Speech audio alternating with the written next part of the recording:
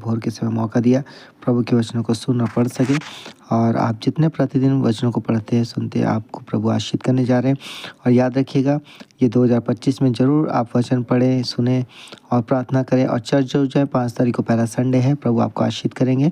और प्रभु भोज पहला इस साल का है। और संगति में जुड़े रहें। अगर कोई गलती हो जो पाप हो तो क्षमा मांगे, प्रभु के सम्मुख बैठे अंगीकार करें, प्रभु आप पर दया करेंगे, आपको माफ़ करेंगे। और आज इब्रानियों 11 अध्याय विश्वास के उदाहरण। अविश्वास आशा की वस्तु का निश्चय अनदेखी वस्तु का प्रमाण है, क्योंकि इसी के विषय में प्राचीनों की अच्छी गवाही दी गई।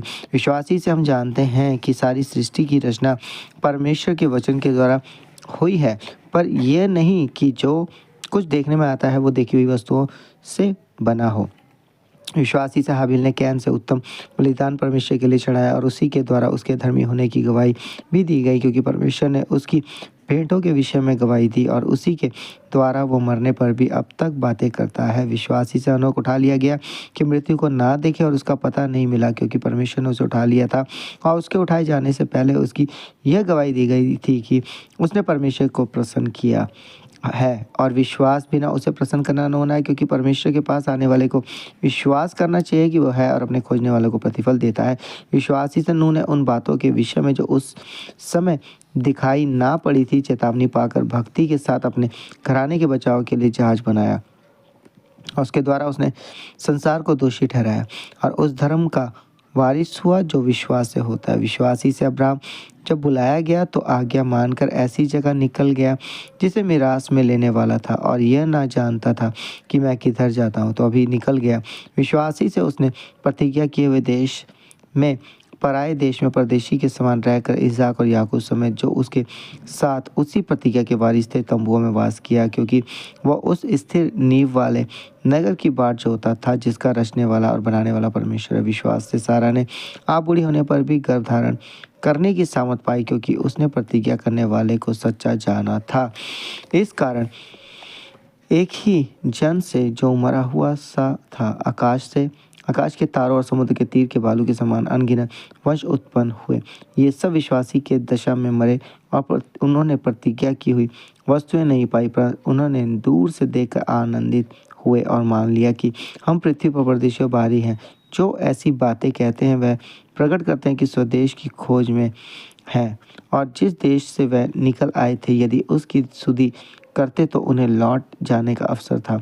पर वह एक उत्तम अर्थात स्वर्गीय देश के अभिलाषी हैं, इसीलिए परमेश्वर कहलाने में उनसे नहीं लज जाता, क्योंकि उसने उनके लिए एक नगर तैयार किया है। विश्वासी अब्राहम ने परखे जाने के समय इसहाक को बलिदान चढ़ाया, और जिसने प्रतिज्ञाओं को सच माना था, और जिससे यह कहा गया था इसहाक से तेरा वंश कहलाएगा, वही अपने इकलौते को चढ़ाने लगा, क्योंकि उसने मान लिया कि परमेश्वर सामर्थी है कि उसे मरे हुओं में से जिलाए। अतः उन्हीं में से दृष्टांत की रीति पर वह उसे फिर मिला।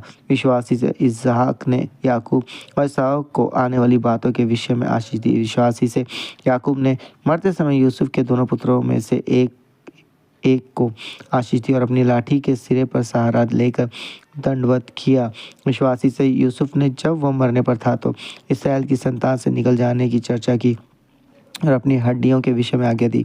विश्वासी से मूसा के माता पिता ने उसको उत्पन्न होने के बाद 3 महीने तक छिपा रखा, क्योंकि उन्होंने देखा कि बालक सुंदर है और वह राजा की आज्ञा से ना डरे। विश्वास ही से मूसा ने सियाना होकर फिरौन की बेटी का पुत्र कहलाने से इनकार किया, इसलिए कि उसे पाप से थोड़े दिनों के सुख भोगने से परमेश्वर के लोगों के साथ दुख भोगना अधिक उत्तम लगा। उसने मसीह के कारण निंदित होने को मिस्र के भंडार से बड़ा धन समझा, क्योंकि उसकी आंखें फल पाने की और लगी थी। विश्वासी से राजा के क्रोध से न डरकर उसने मिस्र को छोड़ दिया, क्योंकि वह अनदेखे को मानो देखता हुआ दृढ़ रहा। विश्वासी से उसने फसा और लहू छिड़कने की विधि मानी कि फलौठों का नाश करने वाला इसराइलियों पर हाथ ना डाले। विश्वासी से वह लाल समुद्र के पार ऐसे उतर गया जैसे सूखी भूमि पर से, और जब मिस्रियों ने वैसा ही करना चाहा तो सब डूब मरे। विश्वासी से यरीहो की शहरपनाह जब वह 7 दिन तक उसका चक्कर लगा चुके तो वह गिर पड़ी। विश्वासी से राह वैश्य आज्ञा न मानने वालों के साथ नष्ट नहीं हुई, इसलिए कि उसने वेदियों को कुशल से रखा था। अब और क्या कहूँ, और समय नहीं रहा कि गिदोन का और बाराक और शिमशोन का और